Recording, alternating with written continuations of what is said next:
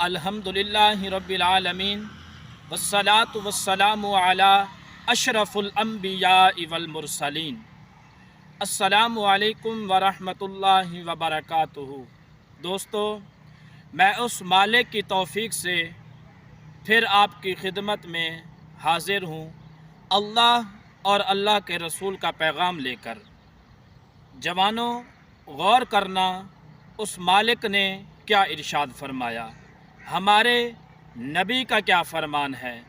तवज्जो के साथ, गौर के साथ समात कीजिए। हजूर का फरमान है, हजूर ने फरमाया वशाबु नशा फ़ी इबादतिल्लाह, वो जवान जिसकी जवानी मालिक के घर में गुज़रती है, अल्लाह तबारक व तआला की इबादत में गुज़रती है, कल क़यामत के दिन जब कोई साया नहीं होगा, वो अल्लाह की रहमत के साए में होगा, अर्श इलाही के साए तले होगा, ना प्यास ना भूख ना उसको रुसवाई होगी, उसे जामे कौसर दिया जाएगा। ये हजूर का फरमान सुने, जिसको जामे कौसर का एक घूंट भी मिल गया, 50,000 के साल के दिन में एक लम्हा भी प्यास नहीं लगेगी। ये ज़िंदगी जिस पर हम भरोसा करते हैं, इसकी औकात और हैसियत क्या है, हम पता नहीं क्यों गाफिल हैं।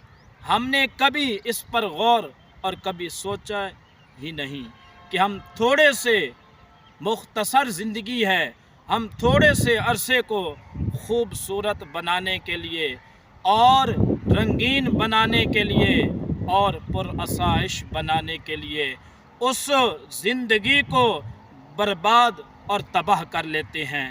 याद रखें, जो अबदी और सरमदी ना ख़त्म होने वाली है, हमने दुनिया में लौट कर दोबारा नहीं आना। हमारा ये अबदी जो ज़िंदगी है, ये आखिरत का सफ़र शुरू हो जाएगा क़यामत तक। रब फरमाएगा, ऐ मेरे बंदे, तूने मेरी नाफरमानियाँ की हैं। जब मालिक की बारगाह में जाएंगे तो मालिक को क्या जवाब देंगे। जवानों, मेरे भाइयों, ये आपके लिए पैगाम है।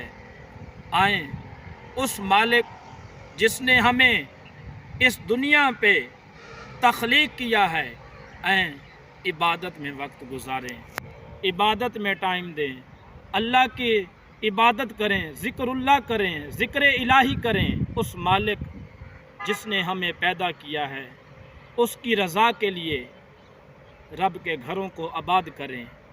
आज हम नाम के मुसलमान हैं, हमारी इबादतें ऐसे टाइम हम फजूल गुजार देते हैं, जब क़यामत के दिन मालिक को हमने क्या जवाब देना है। मुसलमान भाइयों, इस पर गौर कीजिए।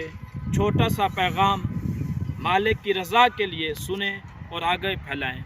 जज़ाकल्लाह खैर।